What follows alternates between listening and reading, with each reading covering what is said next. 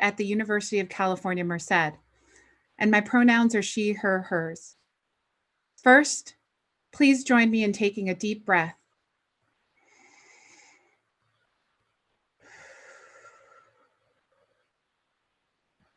We take that breath from the many Black lives that no longer can. Thank you to all of you for joining us today from different spaces and places virtually. We are deeply grateful that you're making the time to join us in this celebration of solidarity and moment of silence. We come together today to affirm Black lives at UC Merced across the nation and across the world. While we honor the names and lives of Breonna Taylor, George Floyd, Ahmaud Arbery, Stephon Clark, Tamir Rice, Philando Castile, and countless others.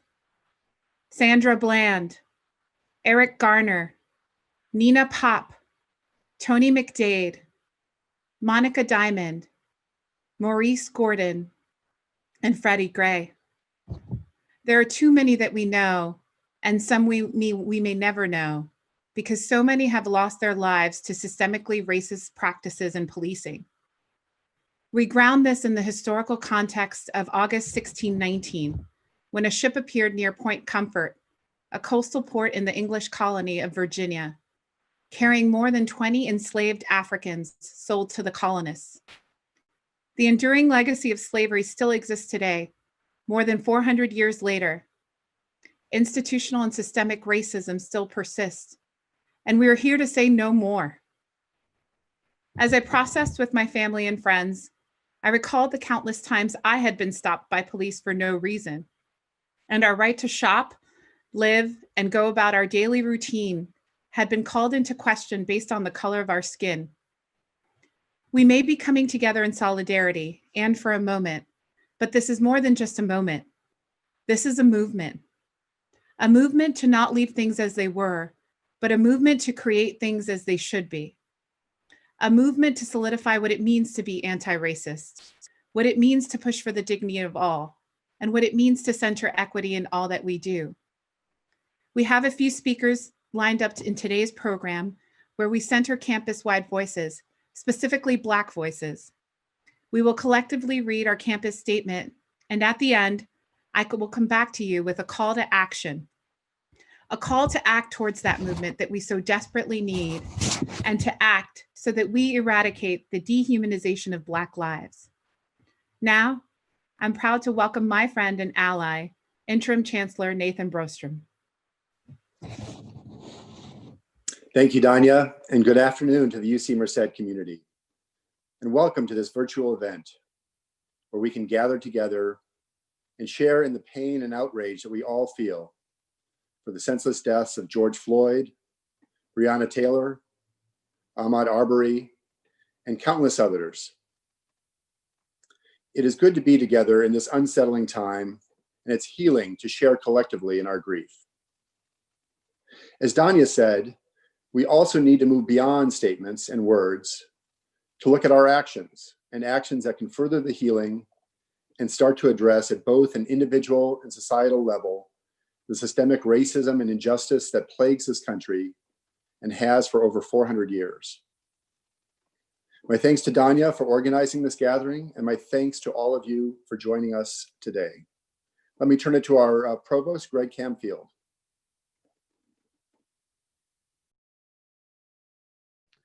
Thank you, Nathan. We are commemorating the death of George Floyd, whose murder under the cover of authority is just one of countless examples of violence inflicted on Black men and women in the United States. In commemorating that death, we are not only grieving the loss, we are also claiming what we value, that Black lives matter, and that it is time to enact that simple truth. Simple truth, that we are all one people, that every human being exists only as part of a community, as a product of love, that every culture knows this truth, preaches it, that we as social beings become our best selves when we act out of the knowledge that we are deeply connected. So why is this simple truth so hard to live by? Shortly before her death, Maya Angelou suggested that we all have empathy, but that we often lack courage to display it.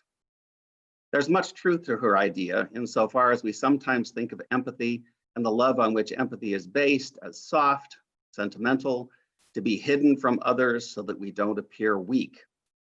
It's a dangerous lie to think of love as weak, and it's a perverse cowardice to fear what links us together. But there is more than simple cowardice at work. Humans may run on love, but we often love the wrong things. Like geese that see moving machinery before they see an adult goose, we imprint on ideas that impede our connections.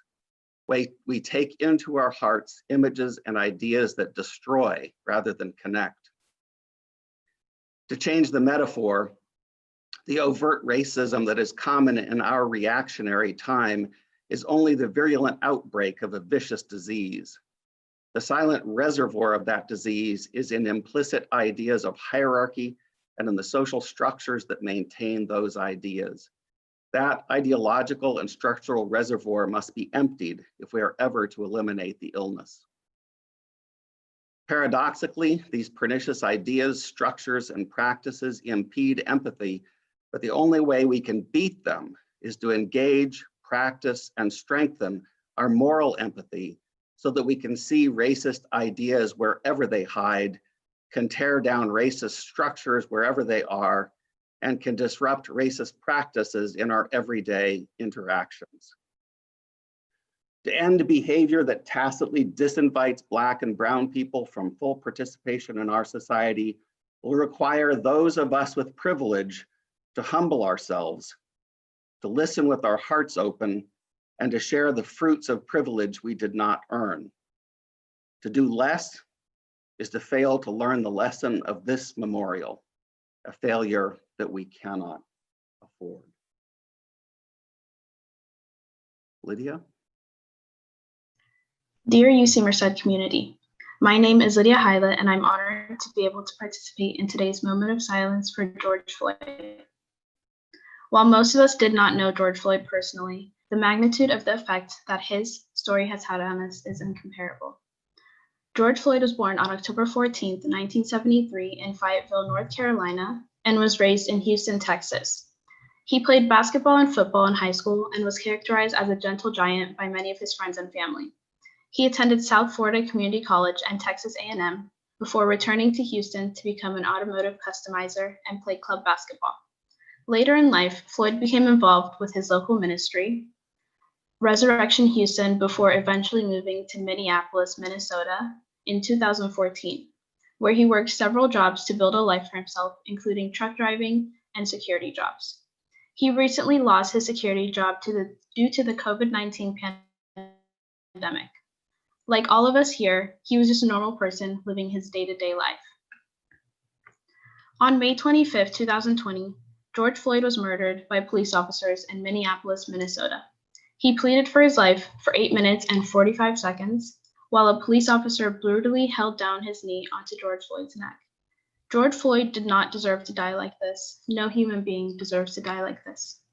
These police officers are the reason why George Floyd's loved ones are now mourning the loss of a father, a son, a brother, and a friend. He leaves behind 5 children, including his 6-year-old daughter, who has touched the world with her statement, "My daddy changed the world." On behalf of the UC Merced undergraduate community, we grieve for George Floyd and for the many others who have lost their lives prematurely due to police injustices. We hurt for George Floyd and for all those whose names we do not know. Let us not take George Floyd's death in vain, but instead celebrate the life he lived and continue to uphold everything he stood for: love, equality, and action. That being said, I urge everyone here to continue speaking out for these injustices and doing your part to ensure that George Floyd and all other victims of police violence receive justice. Thank you for all that you've done, George Floyd, and may you finally rest in peace. Now I pass it on to Jamie Moore.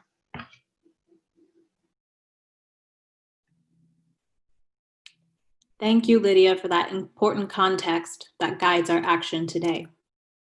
Thank you to the EDI office for this event and the opportunity to speak. My name is Jamie Moore, and I come to you as a Black mixed-race educator and graduate student. I come to you as an educator first, as a professor and equity chair in the community college system that has worked through and is weary from the roadblocks our institutions of higher ed place as a barrier to direct action. We must not waste this moment, be afraid, or tiptoe around the fragility of professionals who missed the critical education of cultural competency in their decision to work in education. We must be critical and innovative in supporting and celebrating our Black students. We must do so despite our past complicity in an institution that is designed to do the opposite. As a PhD student studying pedagogy, I'm struggling to find mentors, to find women of color on our campus to support this work. Women of color not burdened by an anxiety-ridden, often unfair tenure process that limits their effectiveness in the university. I struggle to build community with a cohort of students of color who are trying to engage in research, but are plagued by self-doubt, which has a particular history of being insidiously embedded in the messaging to Black students and women of color. The wounds of our community are deep. I stand firmly with the demands of the Black Student Union, of the Black graduate scholars, of the CRES faculty, and remind us all that this is a time we need humanities more than ever. Merced prides itself on our diversity, on our first-gen population, and I found myself after one semester here with a collection of experienced aggressions, and because of this, even though I returned to grad school with my own teaching experience, found myself suited with enough imposter syndrome to face the same question of belonging I watch my undergrads face each semester. We must listen and actively dismantle the inequalities and privileges embedded in our university at each level. We need clear expression of the plans for direct action from each level, and we must believe in each other. Thank you. Thank you, Jamie, for such an excellent and encouraging speech. Hi, my name is Lois. I'm a second-year PhD student at UC Merced. The issue of racism and racial injustice has been persistent and has not been solved yet. This means those on the other side, including Black people and people of color, have a lot of learning to do in order to defeat this issue. I encourage us all to listen more and humble ourselves to learn in order to find a cure for this issue. We have all heard the cry for change recently with regards to the death of our own brother, George Floyd. In the midst of this, we need to acknowledge that change is like a marathon, but not a switch that goes on within a fraction of a minute. Like a marathon, it will be characterized with those who may give up along the way and others who will continue to press forward until the finish line. In order to have a collective goal, I encourage us all to pick up those who may fall along the way as we embark on this marathon of change and as we fight for equality for people of color. Let's keep fighting. Black Lives Matter. Thank you, Louis. Good afternoon, UC Merced students, faculty, and staff.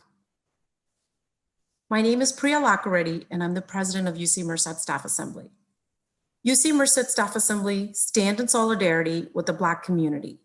We are outraged by the killing of George Floyd at the hands of Minneapolis police officers.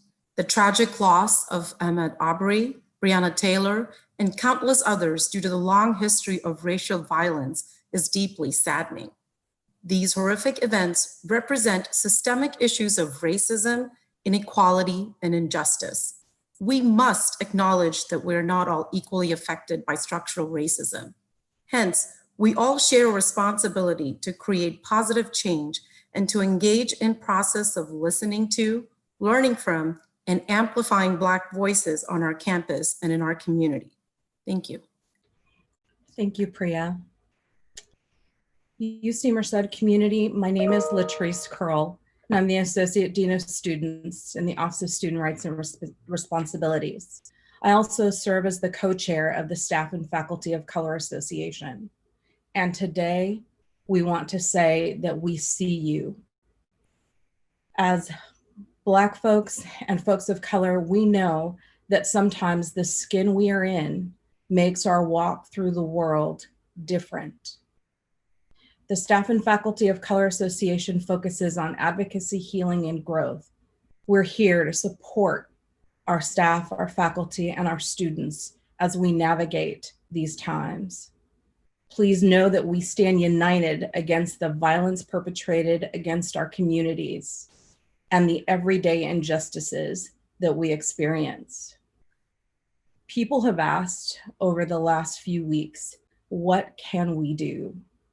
The list is long, but please stay engaged. When the protests get quiet and the lead story in the news changes, anti-Blackness and racism will still exist. We must commit to find new ways to listen, to stay invested, and to take action.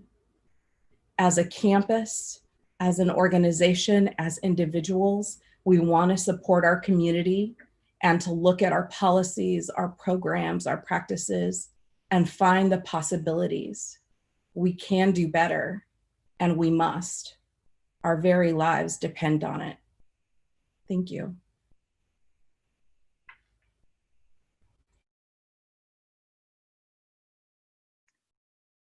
Hello, I am Asmeret Asefaw Berhe. I'm a professor at UC Merced and chair of the Academic Senate's Diversity and Equity Committee. I thank the EDI office for organizing this event. I'm here today. I'm outraged, heartbroken, and yes, angry by the never-ending murder of Black people.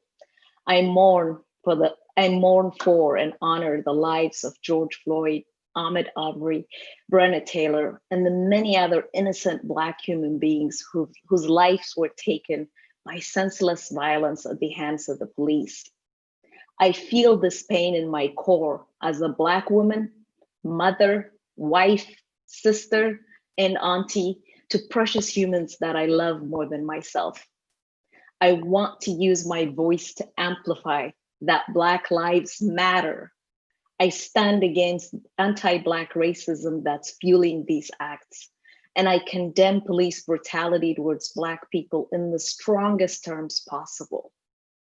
And as a Black scholar who's been part of the academy that lacks representation of Black people and where harassment and discrimination have long limited recruitment, retention, and success of people who look like me, I want to make sure we don't pretend that this is just other people's problem.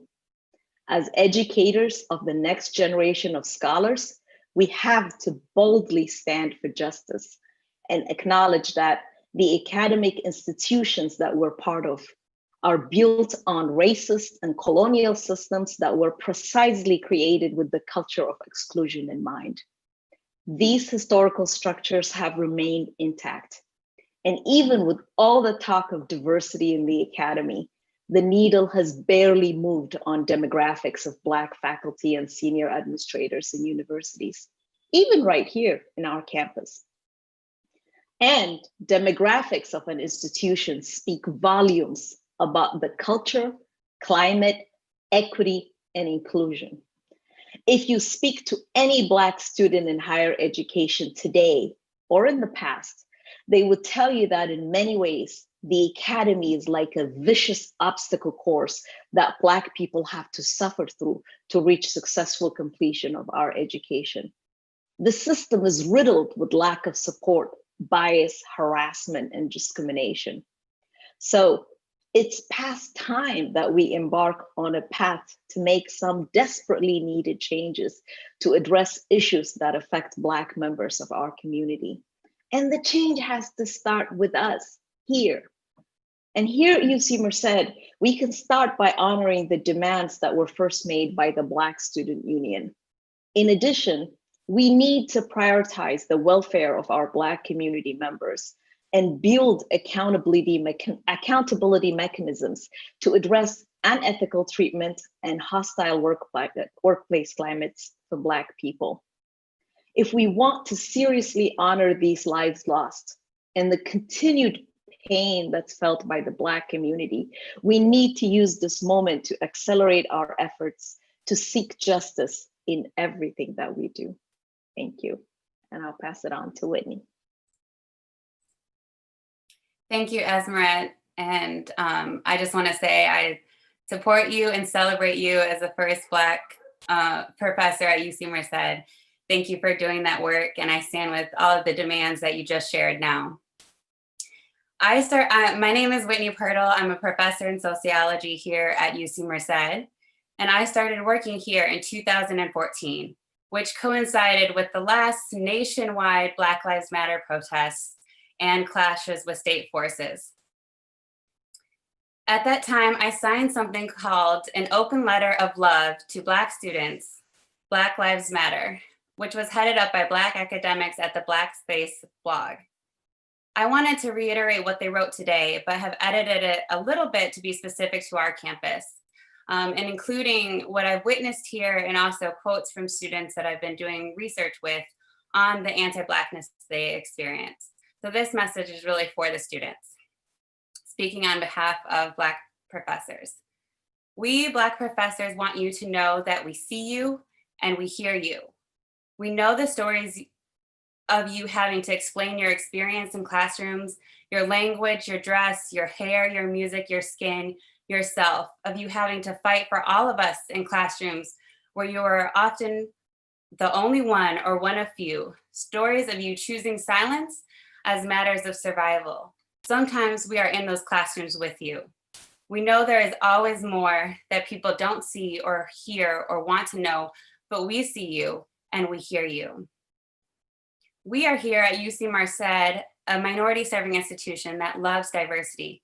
But in my research with you, I have heard you say, quote, I feel like all minorities are definitely discriminated against, but there's just something different, something else about being Black. I don't know, I just feel like people can't relate. And in one focus group, one of you summed it perfectly.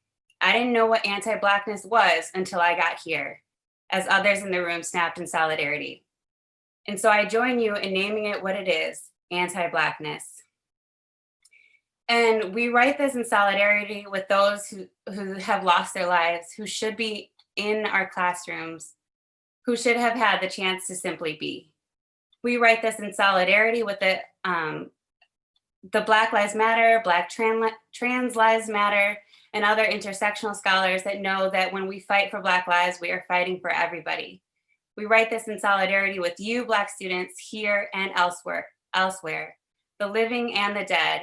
We hear you and we see you. In our classrooms, we continue to do what we've always done. We teach about race, anti-Blackness, and white supremacy. This has and will continue to put us in positions that we have to defend, but we're trying. We study ourselves, we live Black lives, we organize, we strategize, we march, we teach to nurture and resist. We don't always talk about the letters we write to administration, the angry emails we send, the committees or task force that we serve on, the department meetings where we question and push for more, the colleagues who question our research, our presence, our skin, our manner of being. We do this, but we know that it's not enough. It's never enough, but we'll keep on. We'll keep finding ways to do more for all of us. You already know that your life matters. Know that we're fighting for you and with you, with all of us, for all of us. We see you, we hear you, we love you. I am ready to work, to continue that work, and we will not let up on our demands. And with that, I welcome back Interim Chancellor Brostrom. Thank you, Dr. Pirtle. We'll now read the statement that we put out.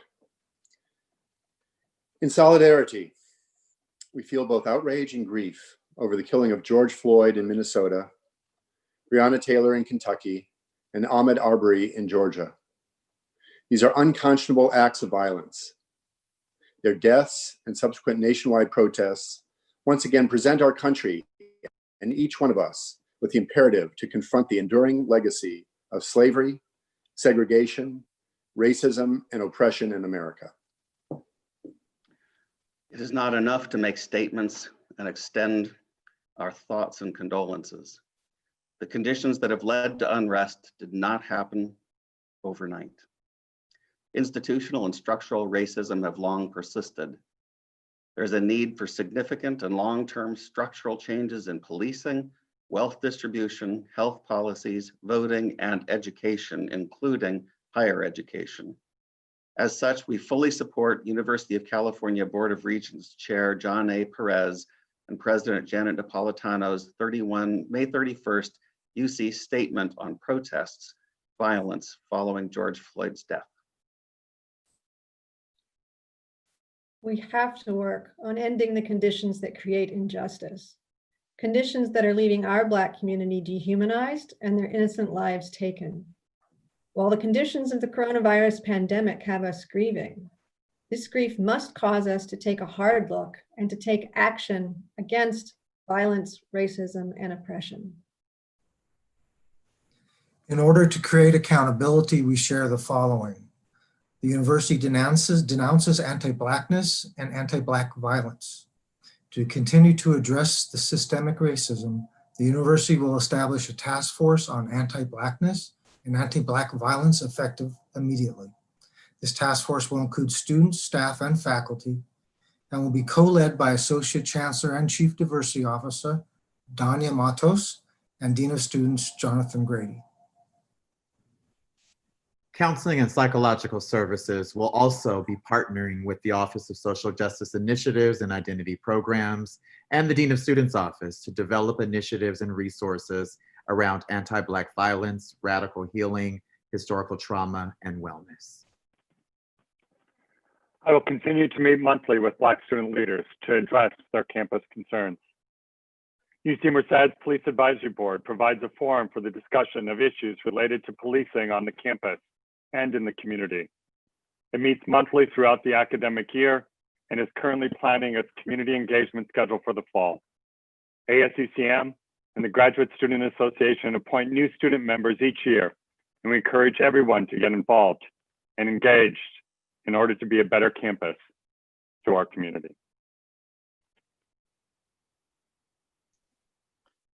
We will be curating our efforts, which will be updated on the Learn More page as we push toward deeper understanding and genuine transformative action. The need for all members of the UC Merced campus community to join as allies to the Black community is imperative.